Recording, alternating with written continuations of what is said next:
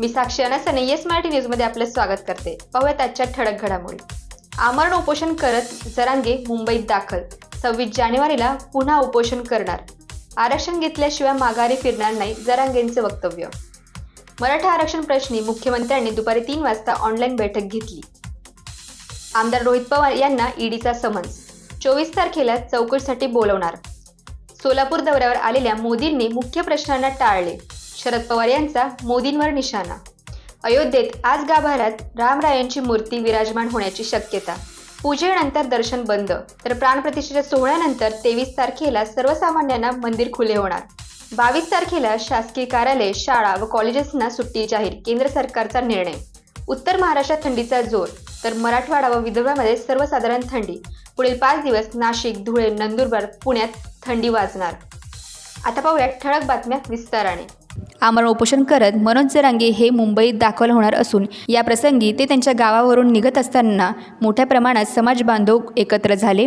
या प्रसंगी मनोज जरांगे एवढा मोठा जनसमुदाय बघून भावूक झाले व आता आरक्षण घेतल्याशिवाय माघारी फिरणार नाही असेही यावेळी त्यांनी वक्तव्य केले।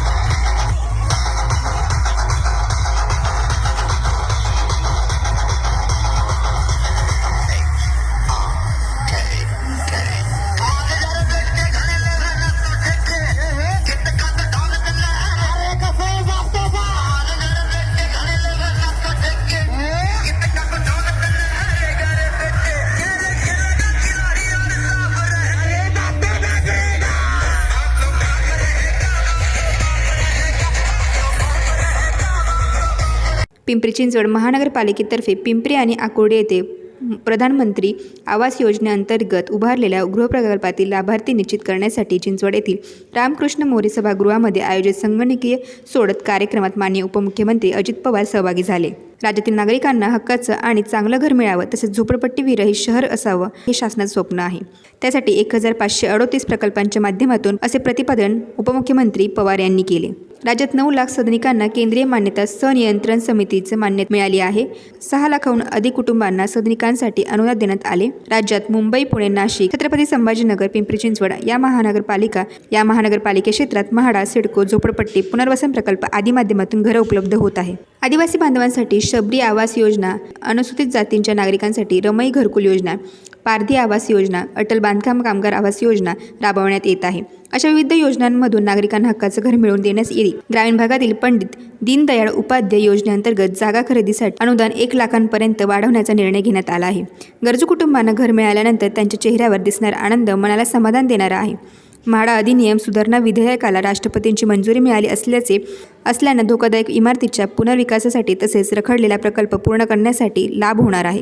पिंपरी चिंचवड शहराच्या सर्वांगीण विकासासाठी अनेकदा कठोर निर्णय घेण्यात आले.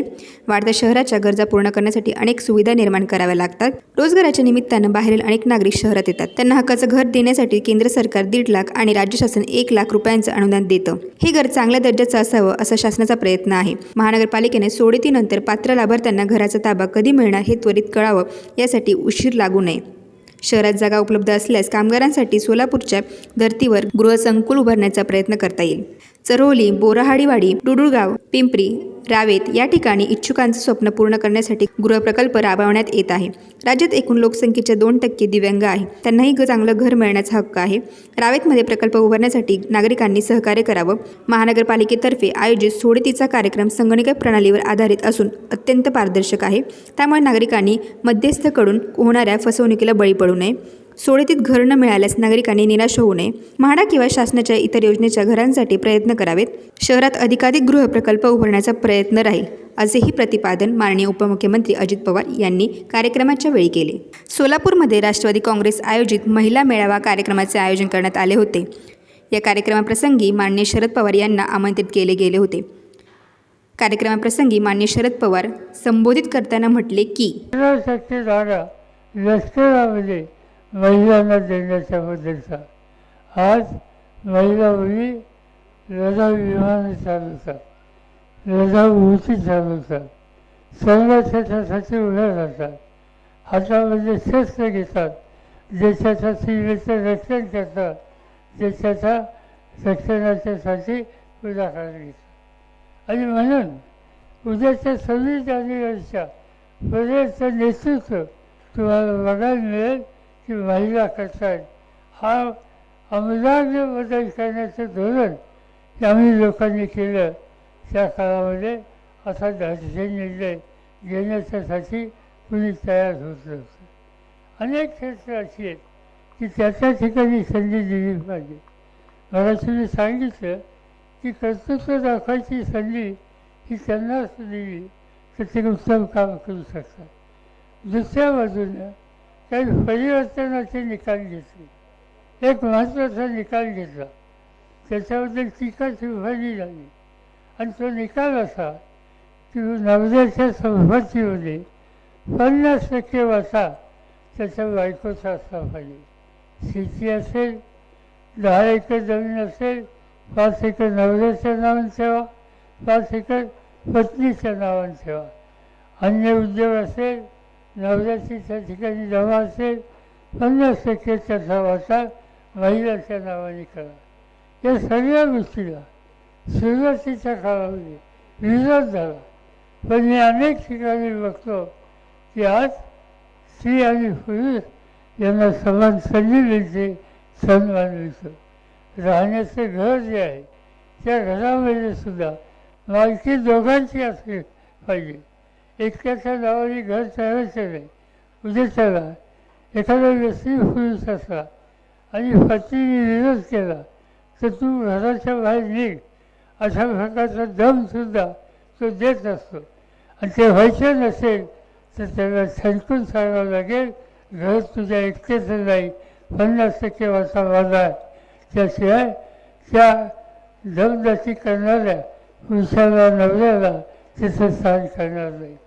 हे सगळे निकाल या ठिकाणी घेतले आणि त्याच्या मागं भूमिका एकच आहे, स्त्रियांना अधिकार दिला पाहिजे, त्यांचा सन्मान राखला पाहिजे. स्त्रीचा सन्मान राखला तर माझी खात्री आहे की कुटुंब बदलतं. आज कुटुंबामध्ये मुलांचा संस्कार करण्याचं काम हे स्त्रिया करतात, वडील करतात. आणि त्यासाठी जोपर्यंत त्या स्त्रीच्या घरात एक उंची स्थान जर नसेल तर त्यांना आणि त्यांच्या सल्ल्याला कोणी महत्त्व देणार नाही. आणि हे सगळे जागतिक निकाल घेतले गेले. त्याच्यामागे हेतू हा आहे की स्त्रियांची समाजामध्ये कुटुंबामध्ये प्रतिष्ठा वाढली पाहिजे, त्यांचे अधिकार वाढले पाहिजेत. ज्या दिवशी स्त्रियांना अधिकार आहेत हे कळेल त्यावेळेस पुरुषांची भूमिका एक प्रकारची समंजसपणाची राहील. आणि त्यासाठी हे परिवर्तनाचं धोरण आज आम्ही लोकांनी स्वीकारलेलं आहे. या देशामध्ये या राज्यामध्ये अनेक कर्तृत्वान महिला येऊन गेल्या. सावित्रीबाई फुलेंच्यासाठी शिक्षणाचे दरवाजे हे सगळ्यांच्यासाठी खुले करायला प्रयत्न करणारी महिला विलेवाड्यामध्ये